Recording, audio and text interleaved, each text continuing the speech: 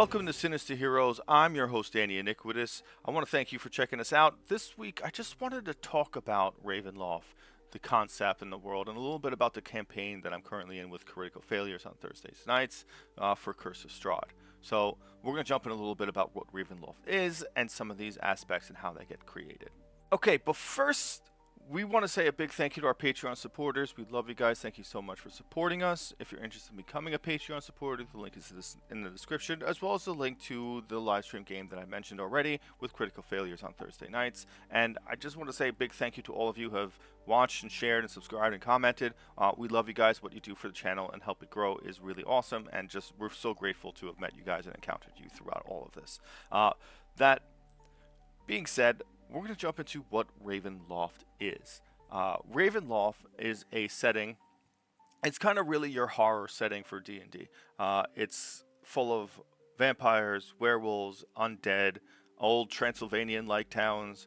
It's really that kind of a strange, grotesque kind of a setting. There's a lot of cool, evil entities that exist there. A lot of craziness, madness, dark powers, curses, cursed items. It's really, really cool in that kind of facet. It's definitely up my alley. But what Ravenloft truly is something that's called these special circumstances that kind of create these domains of dread have to do with the Dark Lord. So it's really kind of a very interesting theory, these Dark Lords and the Dark Powers. So the Dark Lord kind of rules the domain of dread.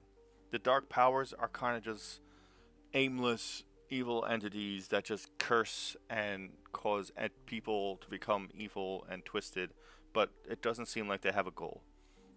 They kind of just do this, like, mechanically.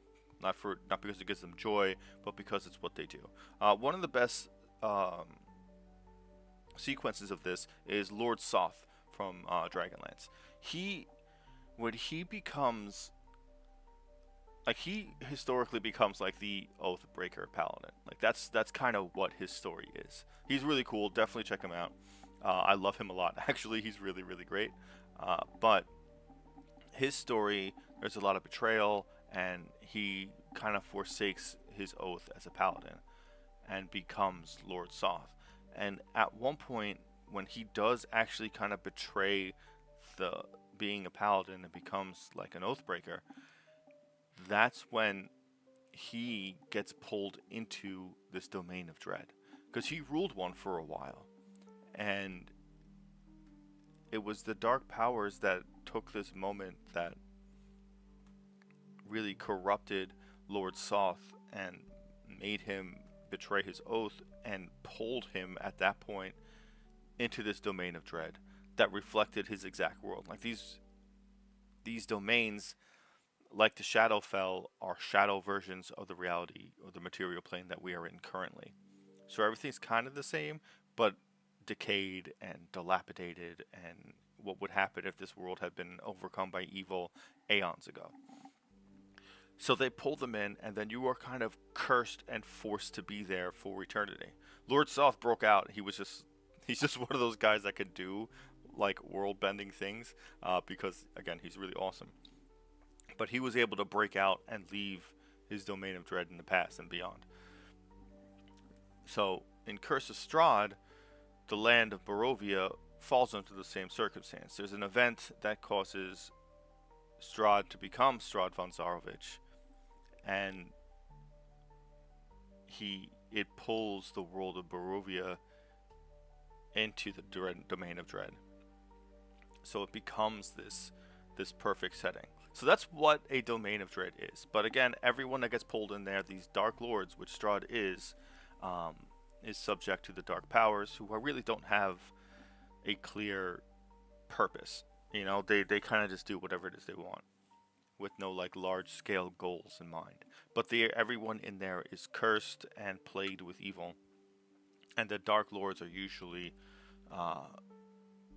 trapped or forced in there, and very few of them can ever escape, you know, excluding I think Vecna does it at one point. I think Cass the Bloody Handed does it, and I think Lord Soth does it, and I think that's it. Everyone else is trapped, and those are three really powerful beings. But that aside, that entire history aside, a domain of dread comes from a really tragic, horrific moment that turns someone into some evil version of themselves. And that's when the Dark Lords kind of pounce and pull that whole world in. They are part of that moment that causes that to happen. So they've laid the groundwork, I guess, waiting for this moment to kind of pull a new land to formulate within the domain of dread. But it's really unclear why they do this. But in Curse of Strahd, that's what Ravenloft is. Ravenloft is the domain of dread where Barovia currently exists. Now, the cool thing about Domain of Dread, if you read Van Richten's Guide to Ravenloft, it does give you kind of rules and explanations on how to make your own, so you can create your own cool thing. Like, you could pull an evil circus and boom, you have a Domain of Dread. Like, you could be absolutely great. That being said, I did want to talk a little bit about the campaign that I'm in, where we are in Ravenloft. And our DM is taking a very cool spin on it and try and make it a little bit different from the normal Curse of Strahd campaign. So some things have changed a lot. It is really great to have that kind of change to it, especially if you'd played Curse of Strahd before. But Curse of Strahd is one of those games you can't play multiple times. I do love the gothic, almost Van Helsing like world that it is. Because there's lots of undead, there's werewolves, there's vampires, there's hags, there's all sorts of other monsters in between. There's a lot of cool stuff hiding around there, and it is exciting because it does give you a great groundwork to be spooky and scary, which is one of my favorite things.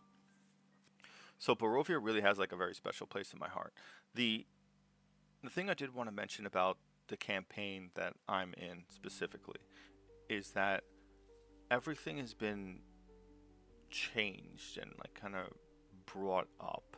Like, this isn't going to be the normal Curse of Strahd where it's going to end at like level 11 or 12 or something like that. Like, we're expected to go pretty high up in this.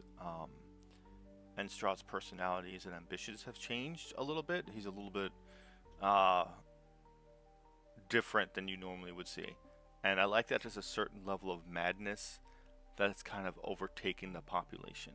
Like, all the NPCs, like, some of them are good, some of them are bad, which is like normal in any kind of D&D campaign. But those that are not good have a certain air of evil to them. They're apathetic to other people's suffering. They don't care about emotional attachments. They see life as fleeting and pointless. There's a lot of gluttony in their own ambitions, I can see. It's really cool to see that and have that kind of really play out for the NPCs, not just the actual villains of the campaign, which is something I just really looking forward to in the campaign that I'm in.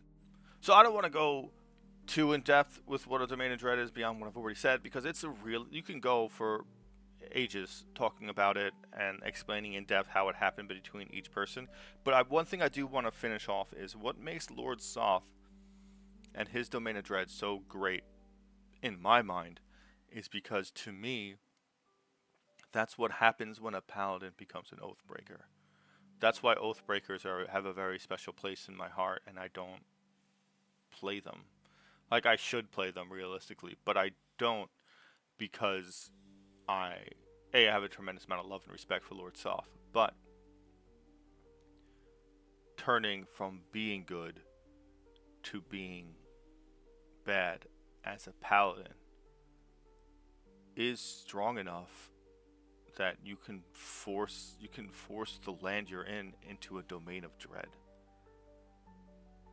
That is how I see Oathbreakers, because it's that paramount of a thing to break your oath as a paladin.